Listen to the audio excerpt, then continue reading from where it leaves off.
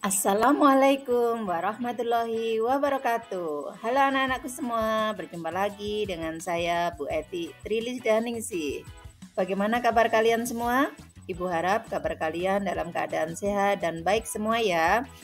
Baik, hari ini kita akan belajar tentang materi asam, basa, dan netral atau garam. Sebelum pelajaran kita mulai, perhatikanlah gambar berikut ini. Tahukah kalian gambar apa di samping ini? Ya, benar. Di samping ada gambar sebotol sabun dan segelas air yang berisi jeruk. Nah, anak-anakku semua, coba jawab pertanyaan Ibu. Bagaimana rasa dari jeruk nipis? Dan bagaimanakah rasa dari sabun? Apakah kalian pernah merasakannya? Lantas, bagaimana sabun bila mengenai kulit kita? Seperti apa teksturnya? Ya, benar. Jeruk nipis memiliki rasa masam, sedangkan sabun memiliki rasa pahit. Sabun bila mengenai kulit kita, maka teksturnya akan lembut dan licin bila disentuh atau dipegang. Nah, baiklah anak-anakku semua, coba kita review untuk materi pelajaran minggu kemarin. Masih ingat nggak kalian minggu kemarin kita belajar tentang materi apa? Ya, benar. Minggu kemarin kita telah belajar mengenai campuran homogen dan campuran heterogen. Coba Ibu tanya, apa pengertian dari campuran homogen? Ada yang masih ingat? Serta apa contohnya? Campuran homogen adalah campuran di mana komponen-komponen yang tercampur secara merata dan seragam, sehingga tidak terlihat perbedaan antara zat-zat penyusunnya. Sedangkan contoh dari campuran homogen adalah bisa dari air sabun atau sabun cair, dan bisa juga dari segelas air yang dicampur dengan jeruk nipis. Baik ya anak-anakku semua, dari contoh yang Ibu sampaikan tadi berarti sabun cair dan segelas air yang berisi jeruk nipis itu adalah contoh dari larutan. Baik, sekarang dalam pembelajaran materi hari ini, Ibu akan sampaikan tujuan pembelajarannya. Yang pertama, mengidentifikasi berbagai bahan dalam kehidupan sehari-hari yang bersifat asam, basa, netral, atau garam. Yang kedua, merumuskan ciri-ciri dari asam, basa, dan netral atau garam melalui percobaan praktikum sederhana yang nanti akan kalian lakukan. Yang ketiga, mampu memberikan contoh dari asam, basa, dan netral atau garam melalui pengamatan praktikum yang kalian teliti.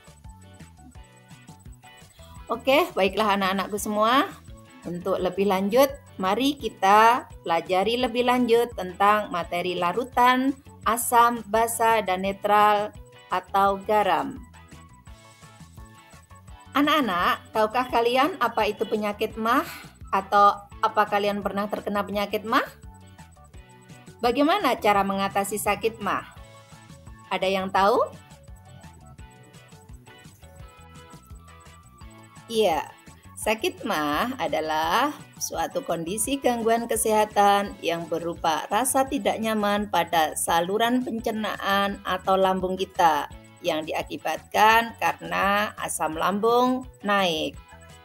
Biasanya untuk mengobati sakit MAH, kita mengkonsumsi obat MAH.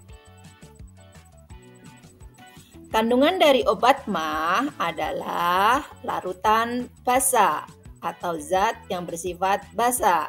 Sedangkan larutan yang bisa menetralisir asam itu sendiri adalah larutan yang ada di basa. Contohnya adalah obat yang terkandung dalam MAH yaitu magnesium hidroksida.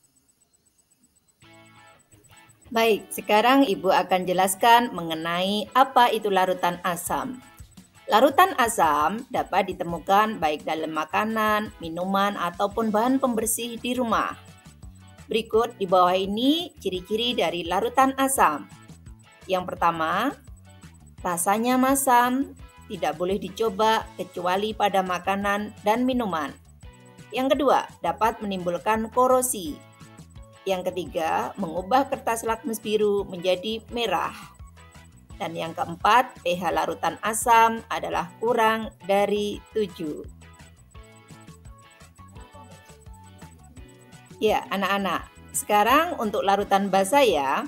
Larutan basa merupakan larutan yang banyak dijumpai dalam kehidupan sehari-hari juga. Contoh, zat atau benda yang mengandung basa adalah pasta gigi, sampo, sabun cuci, obat mah, dan pupuk. Nah, sekarang ciri-ciri dari basa apa ya? 1. Mempunyai rasa agak pahit dan licin bila dipegang. Yang kedua, mengubah kertas lakmus merah menjadi biru. Yang ketiga, pH larutan dari basa adalah lebih besar dari 7. Oke, berikutnya sekarang mengenai larutan netral atau garam. Larutan netral adalah larutan yang tidak bersifat asam maupun basa. Contoh larutan netral adalah air murni atau aquades. Ciri-ciri larutan netral. 1. Rasanya bervariasi ya, atau tidak berasa. Yang kedua, tidak mengubah warna lakmus. Yang ketiga, tidak bersifat korosif.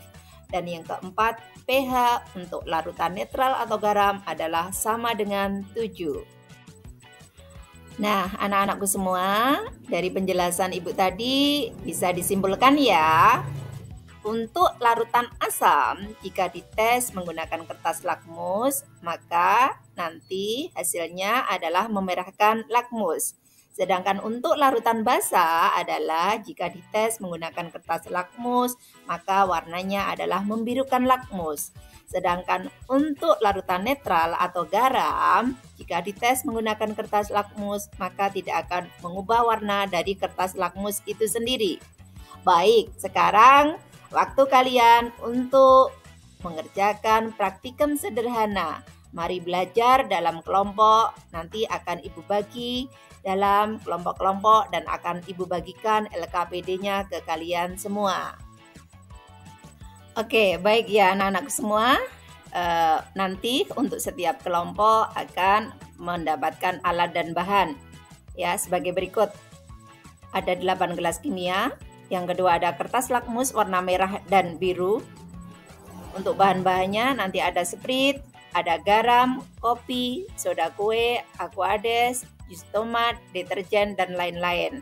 Nah, nanti silahkan kalian praktikum menggunakan kertas lakmus tersebut, kemudian masukkan hasil pengamatan kalian dalam LKPD yang sudah Ibu bagikan. Ya, selamat mengerjakan anak-anakku semua. Anak-anakku semua, untuk hasil praktikum jangan lupa didokumentasikan ya dan dikerjakan sebaik mungkin pada LKPD yang Ibu bagikan. Baik, untuk pertemuan hari ini Ibu akhiri. Assalamualaikum warahmatullahi wabarakatuh. Sukses anak-anakku semua.